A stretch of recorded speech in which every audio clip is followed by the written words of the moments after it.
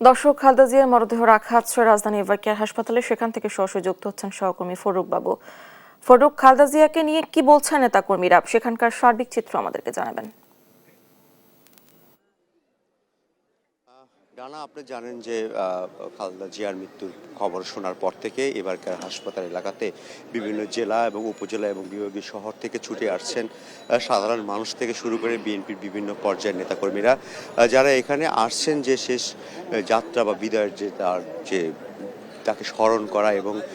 তার যে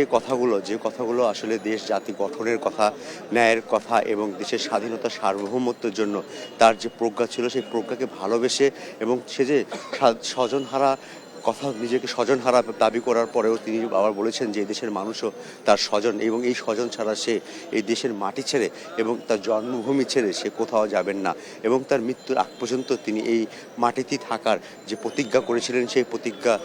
তার নেতাকর্মীরা তারা বলছেন যে সেই প্রতিজ্ঞা আল্লাহ তার মধ্য দিয়ে তার মৃত্যুর মধ্য থেকে তার প্রতিজ্ঞা বাস্তবায়ন হয়েছে এবং তিনি যে কথাগুলো বলেছেন যে জ্ঞানভিত্তিক একটা রাষ্ট্র গঠনের কথা বলেছেন এবং রাজনীতির মধ্যে যে গণতান্ত্রিক চর্চা এবং রাজনীতির মধ্যে সৌন্দর্যের চর্চা এবং সেই রাজনীতি যে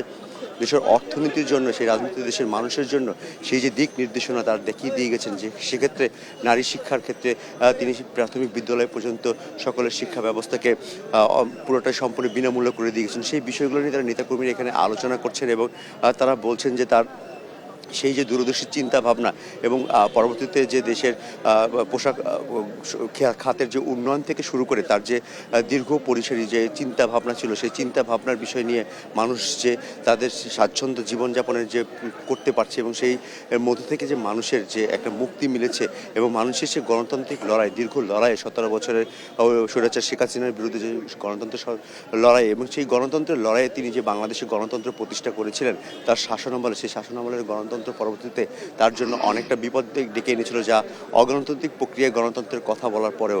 সেই প্রক্রিয়ায় তাকে বেশ কয়েকবার জেলে যেতে হয়েছে এবং তাকে একা একটি কারাগারে বসবাস করতে হয়েছে এবং দীর্ঘ বছর সেখানে দিয়ে থেকেছেন এবং তার যে এই যে কষ্টের জীবন, সকল বিষয় নিয়ে আসলে এখানে নেতাকর্মীরা তার প্রতি আর তাকে তারা নিজেদের লোক ভেবেই তারা এখানে তার জন্য তার রুহের আত্মার মাগফিরাতের জন্য তারা দোয়া করছেন। ডানা।